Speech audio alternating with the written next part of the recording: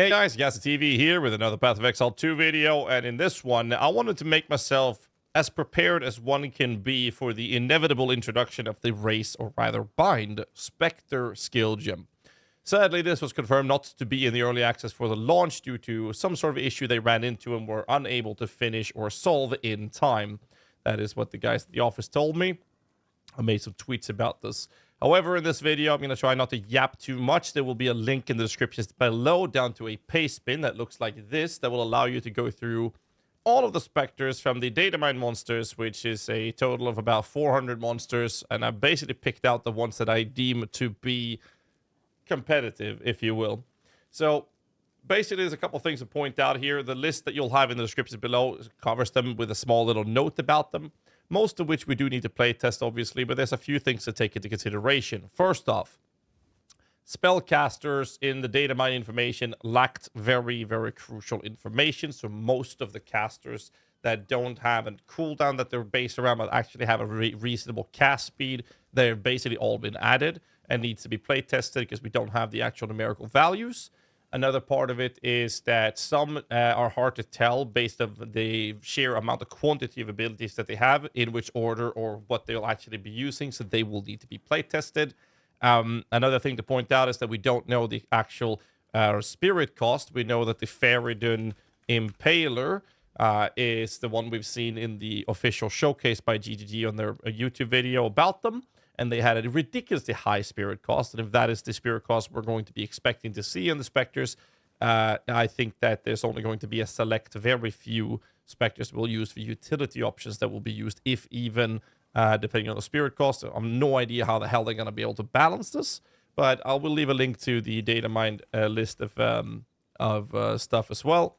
So you guys have access to that in the list as well in below the video. Another thing to point out is the lack of these things and the fact that once we have the game launching in X amount of months from now, we are going to have double the amount of monsters. So I will have to go through this list yet again once we get to the point of having 800 monsters rather than 400. Obviously, I'm not perfect, and there can be some human errors in this list, as well as the fact that there are some that we have a very hard time determining whether they are good or bad. So there is always the risk that I've missed something that actually might turn out to be good. So once we get the gem, we'll be play testing a lot of these things. But I wanted to talk about a couple of these. So I'll show you the list that I have. The paste bin will cover this in a very easy manner. But basically, we'll see here that we have some melee Spectres, not that many. This is the short list of melee minions. We have Antlion Chargers. They have a good basic APS of 1.17 with 900 plus PDPS. They do have some pushback and roll for engage, which is something melee minions are struggling with in the current state of the body blocking state of minion playstyles. We have Black Scythe Mercenaries. They're using a double strike, and I have no idea if my math was correct on these. So they seem to be a possible contender. So if a unit seems to be a possible contender, they have ended up on this list for me to play test once we get the gem. We have Drudge Ossirans. So I'm going to show you how they look in the list here. Basically, I've been comparing them to the baseline approach of the minions we do have from the witch skills, and I've checked them all at level 90. So this is, for example, Drudge Ossiran with a pretty slow attack speed, but then they have Sunder with 75% more attack damage, which makes them a potential contender for actual performance. They have decent life count. So because of these numbers, I'm actually adding them to the list to give you an idea what it is I've done. We have Charging Melee Swingers from Forgotten Stag, for example. They look like this. And they have a 1.5 APS, which is kind of like the generic theme of most minions that we'll see in this list. But they have a charge attack, which deals less damage, but they're basically able to engage with this. And then they have some sort of chance to poison hit. Sadly, poison doesn't stack. I'm not sure about these, but I wanted to add them because of the fact that I wasn't confident. And we have things like big slammers with decent speed for slamming units. This was a bit of a surprise. These are Forsaken Hulks. You can see here where you can find them. And what these guys have is a decent damage with a 1.5 APS, 5% base crit chance. But what they do have is the same attack speed with a much higher attack damage with a slam impact. And we don't know if they're going to consistently be using their slam or if they will only use the slam when there's X amount of enemies in range. So if they use the slam versus a single target, they'll deal much more damage than just trying to melee swing with their default attack, because this has 100% more attack damage. So things like this makes it a bit hard to determine if they're good or not. So again, I've added them to the list. So that's basically how the generic theme of melee minions are looking. Ranged minions, I can show you, for example, the lightning arrow users from the Esomite or ancient Esomites.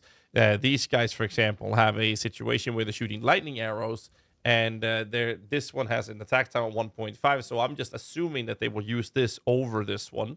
And they have extra lightning damage, but these numerical values are not something we can base off. So skill-based abilities don't show us proper numbers to actually be able to verify whether or not they will be a performing minion or not. But the ability itself is actually a good one. So we'll see if they're going to perform. There's some other things such as, see if we can find them. The ones that I think look the coolest, I got confirmed by YouTube chat earlier, actually, that the Vol Skeletal Priests, they have a Mortar ability. Mortars is something that we look for very much when it comes to minions in general. Arsonists have it, Frost Mages have it, and some Spectres have it, especially in PoE 1, for example. The Forged Frostbearers in there are fucking fantastic.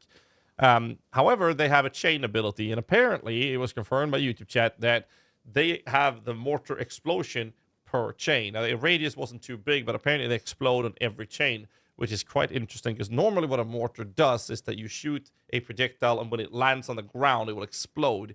And what that does is that the explosion will allow it to overlap and hit the same target multiple times. The problem with the chaining mortars is that if the explosions only happens per chain, then it will not be very good for single target, but it could be very good for clearing. And it is a lightning damage, which the numerical values need to be determined by playtesting to verify if they're good or not, but they do have the shocking ability, but they seem to be a good clearing minion, for example. So we have a lot of these things in general, like lacking numerical values. So these things I've added based on my personal experience and basically a professional guess, if you will, from my experience as playing minions for the past 11 years in Path of Exile. Utility minions are quite interesting, though. We have, for example, the Alpha Primate.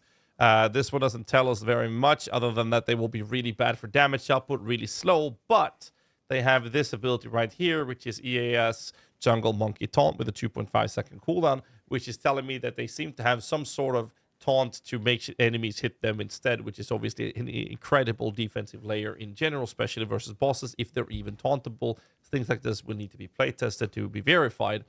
But we have some other interesting things, like the Asakul Shaman. When it comes to the list of utility minions, in here we have a thing called Cannibal Shaman Buff Allies with a 3.5 second cooldown. I have no fucking clue what it does. Not once whatsoever. I have no clue. So we'll have to playtest them to see if that is an attractive buff or not, and then verify it from there. Something that was really cool was the Bloodworms, though. These guys have an effect that says you cannot, 100% chance to trigger this spell on death. I am not sure if this would allow us to run something like a sacrifice aura that allows us to use our minions as corpses and then basically detonate dead on these units if they will explode twice. This is something we, again, have to play test, but I've added them to the list because of that specific mechanic that we have to see if it works. Same thing with the Carver Shaman, has some interesting buff ability, saying Savage Shaman buff, no idea what it does. We have Demon Harpies, which I've only added to the list because in PoE 1, these guys exist from the Beyond mechanic. In PoE 2, they exist from the Corruption mechanic on maps, and they have a Screech ability. In PoE 1, they make enemies take increased physical damage. I've been unable to verify if they do that in PoE 2. I've been standing in a breach and it didn't do anything, so it could be similar to the Eye of Winter, which requires them to crit me to be able to apply this debuff, which I've been unable to test. So I wanted to add them to the list because of the Screech ability in general. So we have another taunting unit. We have one Gelid Zealot that actually casts Eye of Winter. Something we should talk about when it comes to the Gelid Zealots is that they have a Eye of Winter unit, but as you can see up here, there's quite a few different versions of the Gelid Zealots. If I take the first one, they don't have the Eye of Winter. So what this tells me is that there are different types of ability-using units with the same monster names. You can have a large set of different Gelid Zealots, but only one of them or only a handful of them will actually use the Eye of Winter. So you have to basically verify this and keep track of this before you dive into it. As you can see, this guy here has the Eye of Winter, whereas the others do not. We have this guy, Gilded Beetle. We've seen these in Act 2, I believe, that essentially shoots out this Lightning Nova, which is this one right here. But they also have a large beetle buff, which I think is only something that buffs the unit itself, not other minions. but they have a large aura scarab buff, which is a straight up war cry. And the war cry is increasing damage and mana regen to user and nearby allies if there are nearby enemies. And this is proportional to the number of surrounding enemies, allowing you to increase the damage dealt by your other minions. So this could be one of those units we could use as a buffer for them, even though it is a 12-second cooldown. That's another thing we've added to the list of utility. I wanted to show you the one that I think looks the craziest, though. Again, I don't want to yap too much in this video. The paste bin covers most of the info, so check out the link. And don't forget to hit the like button, subscribe for more content, all that jazz. I'd appreciate that very much. We spent quite a few hours going through this list, but I will show you the one I think is the coolest, and that is the Serpent Shaman. The Serpent Shamans can be found in Keth, Cigarette Refuge, and they don't seem to be that good with their damage. They're like kind of okay. But what's really interesting is this ability right here.